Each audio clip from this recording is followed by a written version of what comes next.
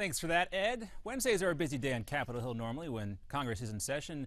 No different today. GOP leadership announcing a new plan aimed at speeding up the deportation process. Congressman Kay Granger, a member of the Speaker's Immigration Working Group, says these proposed changes announced today can be done while ensuring the protection of unaccompanied minors. The plan calls for more National Guard troops to head south to the U.S.-Mexico border. But Democrats say this plan will put kids at risk by sending them back into the arms of gangs in Central America. Meantime, the influx of illegals has seen some 60,000 illegal immigrants cross the U.S.-Mexico border in just the last 9 months. Now, high-ranking officials in Congress say we can't wait any longer. If the House doesn't act soon, officials say our immigration courts could soon collapse. That's because there are some 375,000 cases right now already in backlog in the immigration court. Senator Jeff Sessions of Alabama, one of the loudest critics on immigration reform, is urging Congress to reject the president's $3.7 billion plan.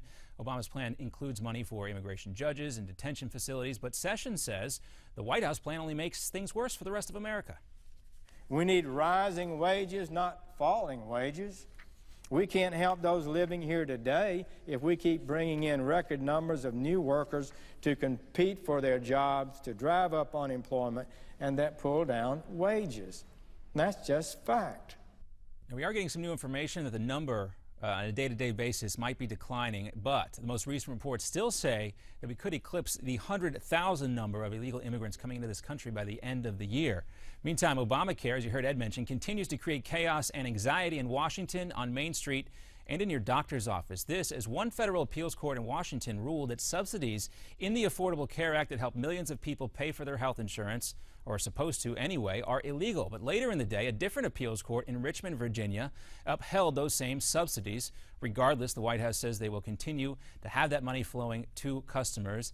And White House spokesman Josh Earnest had this to say about these conflicting appeals court rulings. Need a fancy legal degree to understand that Congress intended for every eligible American to have access to tax credits that would lower their health care costs. I don't know, Josh. Every day it seems like we might need a fancy legal degree to understand this law. Of course, once again, we could see Obamacare heading back to the Supreme Court for another look. And don't forget, the High Court already slapped the president's use of executive action. There was a bad decision for Democrats on union dues. We can't forget the Hobby Lobby case either. John Bachman will have more news ahead in 30 minutes. Now here's Ed.